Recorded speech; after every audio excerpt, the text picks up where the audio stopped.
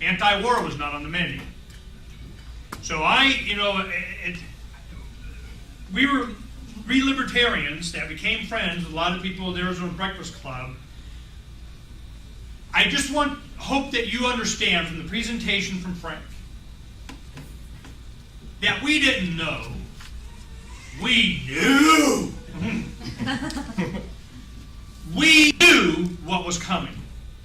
So when you look at it and you go, God, they're just not quite there. They don't really understand. Ernie's kind of a little off a little bit. These guys are doing their, I'm not, So while we had great candidates, like Judge Buttrick and Caro and myself and Scott Granger in '94, and we kept, on and on and on, and it evolves, and we get more and more and more.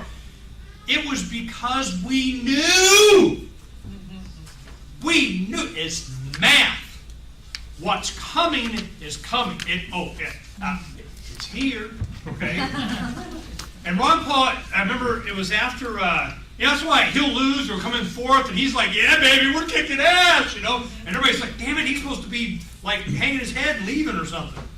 Because he understands what's going on. Yes. It's a cultural thing.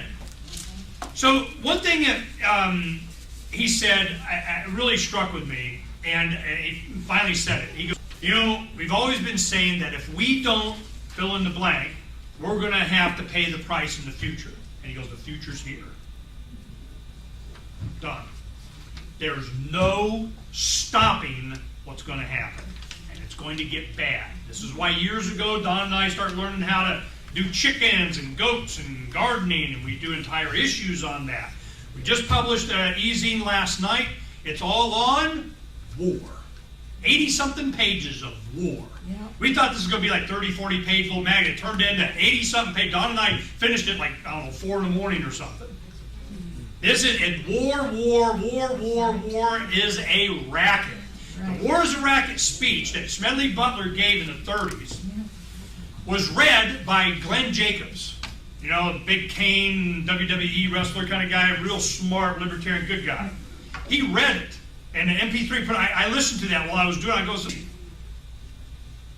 this guy, 2 Congressional Medals of Honor, a whole bunch of other medals, blah, blah, blah, blah, blah. Boy, big Marine and everything. In the 30s, they tried to get him to do a coup against FDR. Congress did an investigation. Yeah, he was right. They were trying to do a coup. He gave speeches. He was running for Senate, trying to tell everybody what was going on. He did this speech, War is a Racket, that later became a book. And the whole point that he was making is exactly what we've been talking about now. This is 90 years ago. Back in the late 80s, or she was a baby, Sierra. That was when we sat out. Remember the first meeting, Don and I, it was between our birthdays in 1988, 89, because we have both our birthdays are in the March. Don's birthday, March 20th. Don't forget she's going to be 50. Looking hot for 50, baby. That'd be. So this is what we did. We had this conversation that we were on a dike in North Mountain Park. I remember. We were sitting there and we realized I sure as heck did what was coming. 88, March 88. And I go, I need 10 years. I can't fight you. I mean, you got to be with me on this or do it because I know what's going to happen. We got to go. Oh yeah, baby, whatever you say. I mean, you got to learn 16 recipes for beans. I mean, this is going to get lean. Oh yeah. The Lord said I done follow Ernie. That's right. Which verse is that? I'm going to need it a lot, I'm sure. So we did that. We had a restaurant in 2000, and by that time, I was good to my wife. So, all right, Donna, we can just focus on money and do all that kind of stuff. Nah, that's all right. You just keep going. Because she started to really embrace this too. We knew what we were up against. We knew it was coming. It's here. Now what? Now what? The older generations that, like Frank has said, they haven't had to pay the bill. And that's why we did the billboards a couple of years ago, right after the tarp. Remember? It's not my debt with pictures of babies with barcodes on their butt. It's not my debt. We have one in the womb. It's not my debt. It's not my debt. How can you go to my granddaughter while she was in the womb and they passed TARP? I'm going, how can they rationalize that it's her debt? How do they do that?